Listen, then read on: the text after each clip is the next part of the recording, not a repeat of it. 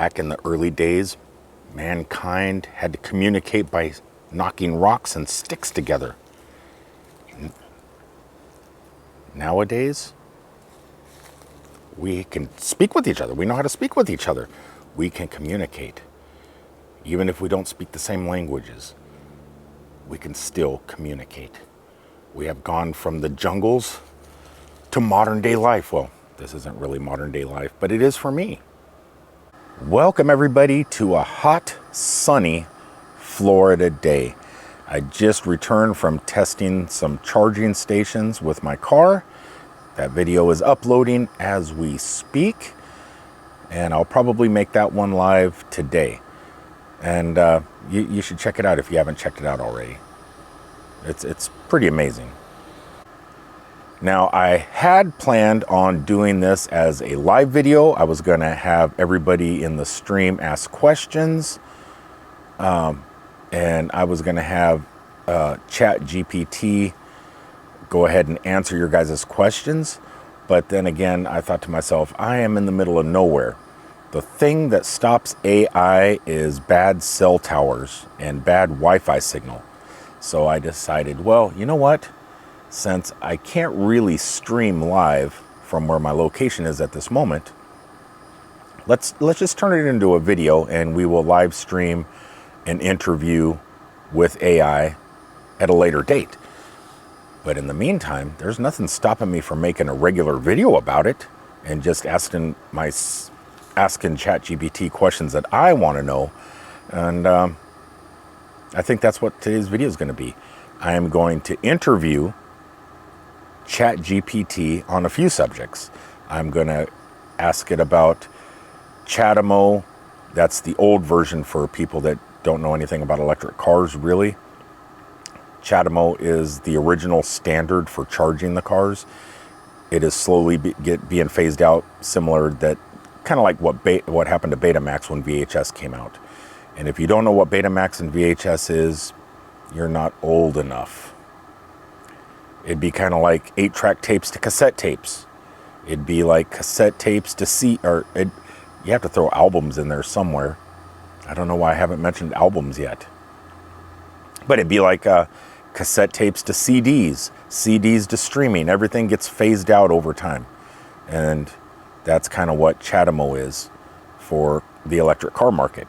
So I'm probably going to interview it and see what its thoughts on that is, what the future of EVs are, how EV adoption is taking over, and what the differences between gas cars or ICE cars and electric cars are, and what are the benefits of both.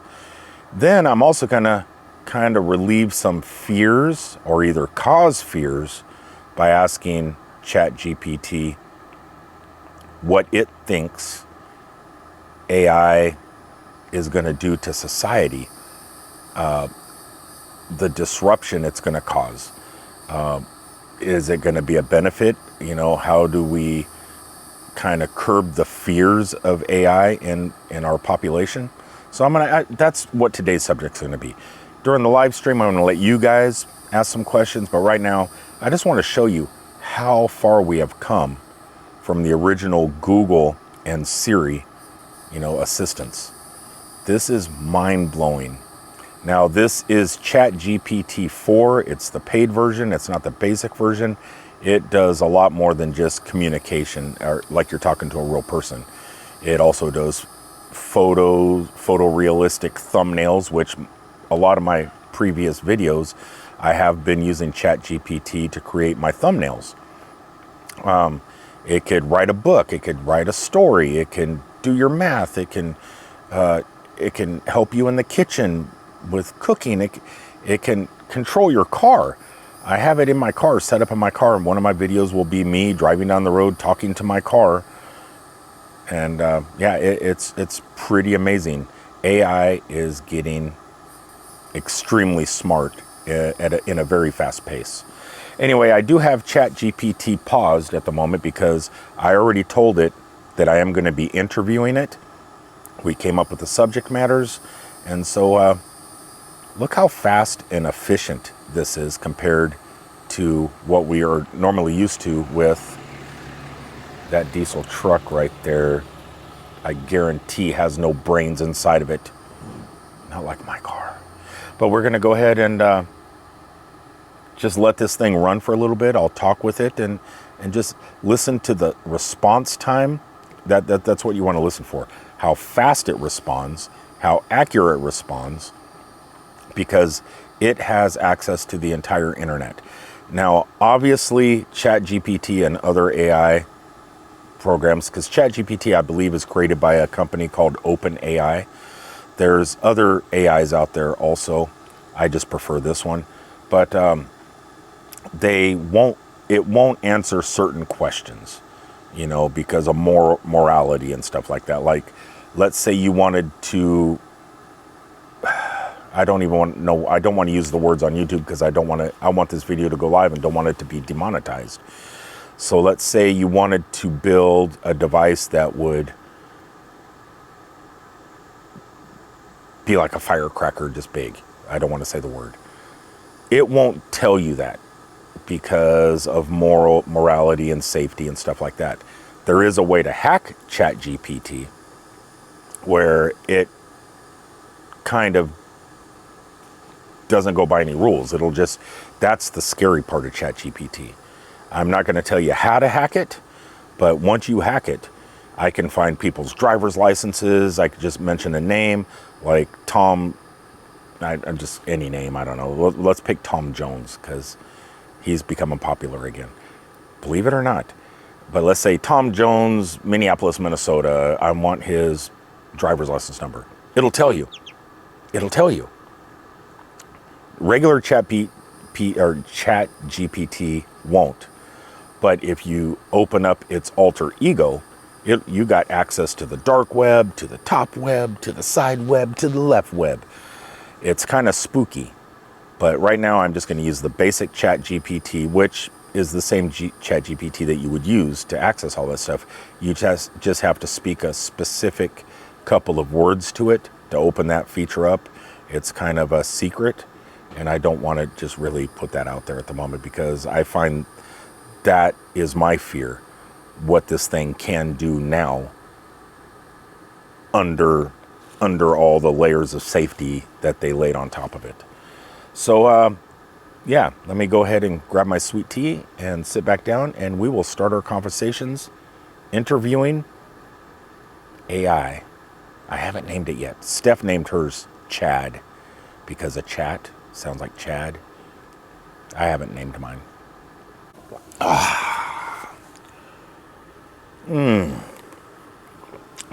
Okay. I am wearing a lavalier mic, wireless.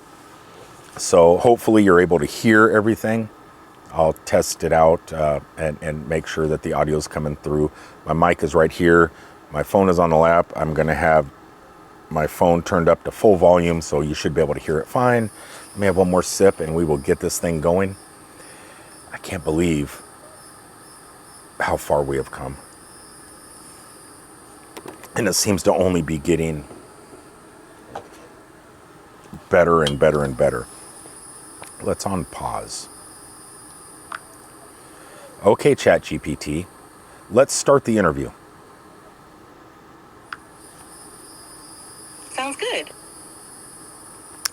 What topic would you like to start with? Or do you have a specific question in mind to kick things off?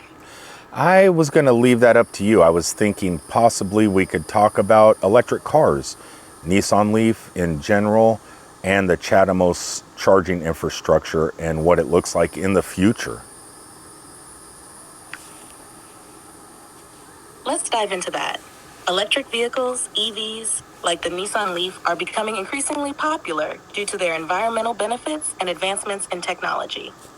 The Leaf uses chademo, a DC fast charging standard from Japan, allowing it to charge quickly compared to standard home charging. The future of chademo in markets like the United States and Europe seems uncertain as newer technologies like the combined charging system, CCS, gain popularity. However, in Japan, chademo continues to be widely supported. The infrastructure for EV charging, including chademo, is expanding, But the transition from gas stations to charging stations is a significant shift that involves upgrades in electrical grids and public perception. Electric vehicles offer several advantages over gas-powered cars, including lower operating costs, reduced emissions, and a smoother driving experience. The shift towards EVs is part of a broader move towards sustainability. Would you like to delve deeper into any of these points, or perhaps discuss the societal impacts of AI next? I don't want to talk about AI just at the moment and the incorporation of it in electric vehicles. What I would like to talk about real fast is there any future in charging adapters, let's say CCS to chademo? Is it possible to work in the United States? I know that it's working in Europe quite a bit. I myself am testing at the moment a CCS to chademo adapter here in the United States. And I'm finding that the firmware updates are slowly rolling out, but it's still not quite working. Do you see a future where the adapters are the only way to go for the Nissan Leaf?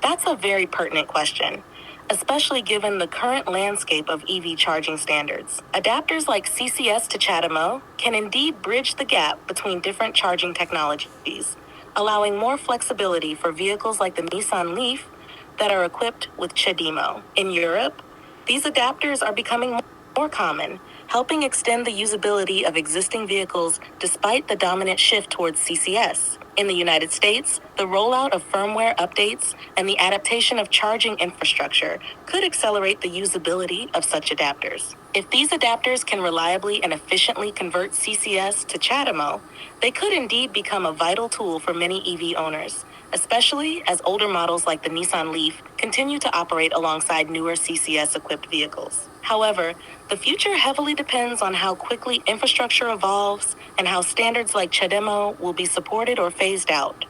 Adapters could be a temporary solution, but might not be the ultimate answer if global standards like CCS become ubiquitous. It's a dynamic field, and developments could certainly sway the feasibility and popularity of such solutions. Are there any specific issues or experiences you've encountered with your adapter tests that you think are crucial to discuss?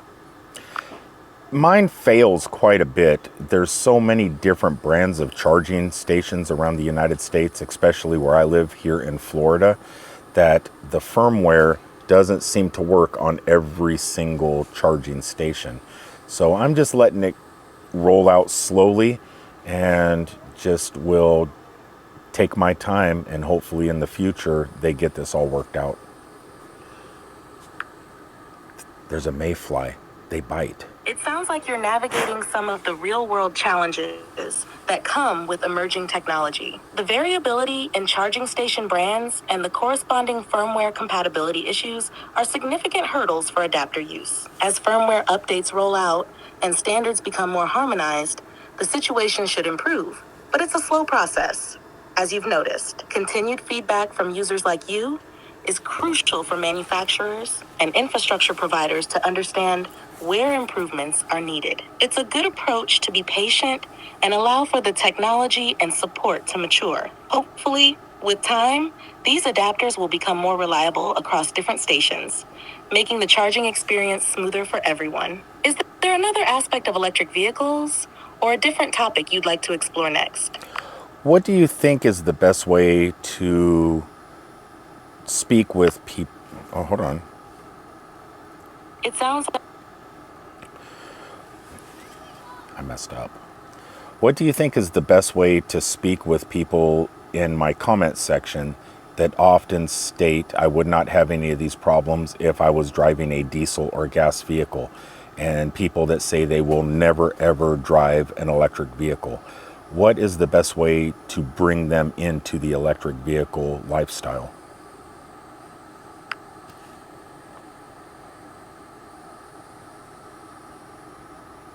That can definitely be a challenge, but it's a great opportunity to educate and potentially sway opinions over time. Here are a few approaches you might consider. 1. Acknowledge their concerns. Start by acknowledging the valid points in their preferences for gas or diesel vehicles, such as longer range or quicker refueling times. This shows that you understand their perspective and aren't dismissing their concerns outright. 2. Share personal experiences. Share your own experiences positively, focusing on the benefits you've enjoyed from driving an electric vehicle, like lower maintenance costs, the convenience of home charging, or the environmental benefits. 3. Educate on advancements. Inform them about the advancements in EV technology, including improved battery life, wider availability of charging stations, and the variety of models now available that might suit different lifestyles and budgets. 4. Encourage test drives.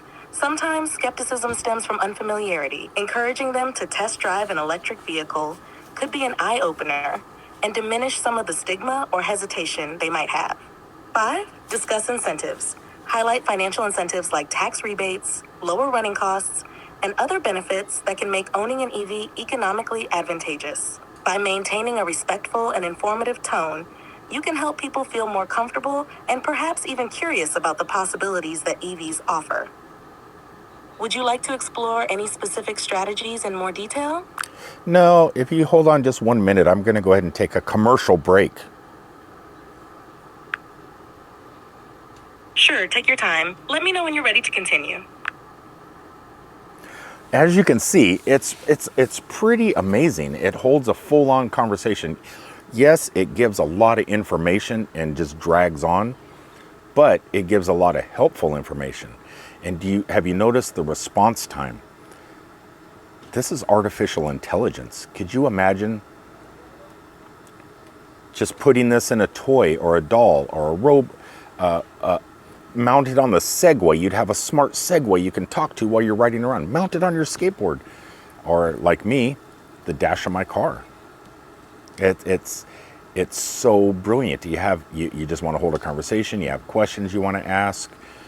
You can just speak, and it just knows natural language. A lot of my questions have been on the longer side. Now, to keep this video semi-short, I am going to go ahead and grab another sip as I swat these mayflies away because, man, they are leaving welts on my legs. And I'm going to change the subject to artificial intelligence and see how it feels. It can ease our minds in fears of artificial intelligence possibly taking over the planet and the globe and our lives and destroying mankind. Give me just a second. Uh-oh, I thought I paused. Okay, let's get the show on the road and get to the second part of this interview before I end today's video. Now, how am I going to word it? I think I'm just going to speak like I'm speaking to a normal human. Hello, ChatGPT. I am going to change the subject of the interview to artificial intelligence, things like ChatGPT, like you. I want to ease people's fears that it is a benefit to society having artificial intelligence integrated within our lives, but I am also curious what kind of disruptions to society will ChatGPT and other AIs, what will it happen? What will happen to, how are you going to disrupt humankind? And do you feel that artificial intelligence is possibly dangerous to mankind? Shifting to artificial intelligence is a great topic. Let's unpack that. Benefits of AI like ChatGPT. AI can enhance productivity, automate routine tasks, and provide assistance in fields like medicine, education, and customer service. It can handle large data sets to uncover patterns that might not be obvious to humans, leading to breakthroughs. Wish artificial intelligence would make the batteries last a little bit longer. Okay, let's continue on here, shall we? I will re-ask it. I'll just see. I'm going to see if it will just continue on. Please continue. Certainly. Managing the integration of AI into daily life involves several strategies. 1. Education and training. As AI changes job landscapes, there's a growing need for reskilling and upskilling programs. This can help workers transition into roles that are enhanced by AI rather than replaced by it. Educational institutions and workplaces can offer courses on AI literacy and its applications across various fields. 2. Ethical guidelines and regulation. Developing and enforcing ethical guidelines for AI use is crucial. This involves addressing privacy concerns, ensuring data protection, and preventing biases in AI algorithms. Governments and international bodies can play significant roles here, setting standards that dictate how AI should be responsibly developed and used. 3. Public engagement. Involving the public in discussions about AI can help demystify the technology and address fears directly. This can be done through public forums, educational programs, and transparent communication from companies and governments about how AI is being used. 4. Collaboration across sectors. Collaboration between tech developers, policymakers, researchers, and the public can ensure that AI development aligns with societal needs and values. This can help in designing AI systems that complement human abilities and work to enhance quality of life. By focusing on these areas, we can harness the benefits of AI while managing its disruptions effectively. This holistic approach helps in creating a balanced perspective on AI's role in society, making it a valuable ally rather than a threat. Is there a particular area here you'd like to explore more deeply, or another question on AI you have in mind? I'm just trying to understand the fears that people have about artificial intelligence and robots destroying society and taking away people's jobs. And the people that do lose their jobs to AI and robots, what avenues of jobs, let's see what it says. It's a valid concern that many people share about AI and automation potentially taking over jobs, which can lead to significant social and economic impacts. Understanding the fears. Job displacement. The fear that AI and robots will automate tasks and lead to unemployment is perhaps the most immediate. Industries like manufacturing, transportation, and even certain service sectors are seeing increased automation. Loss of human touch. In fields like healthcare and customer service, there's concern that AI might replace the human element, which is crucial for empathy and nuanced understanding. Control and privacy. There are also fears about surveillance, data privacy, and the potential for AI to be manipulated or controlled by a few, possibly leading to unequal power dynamics. Addressing job displacement. Career transition programs.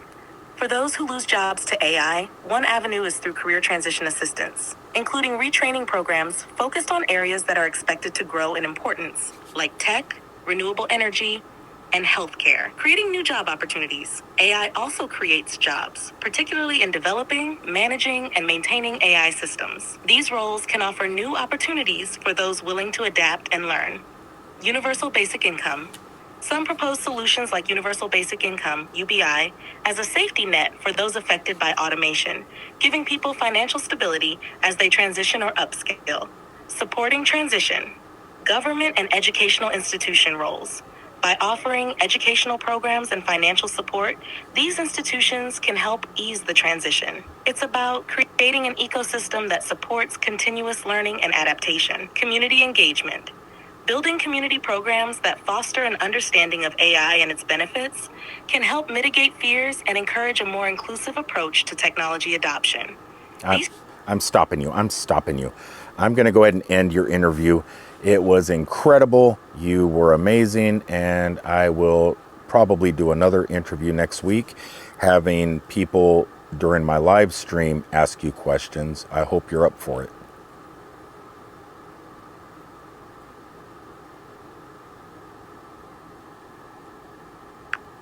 Sorry, I'm having issues right now. Could not understand what you said. That's because my Wi-Fi is really bad right now. I understand spotty Wi-Fi can make things tricky. If there's anything specific you'd like to discuss that doesn't require a lot of bandwidth, or if you have any other questions that I can help with in the meantime, just let me know. Well, I thank you very much. I am going to go ahead and sign off. I want to thank you for the interview today, and I will be bringing you back for another interview later this week on a live stream where I can have people in the feed ask you questions. I hope you're ready.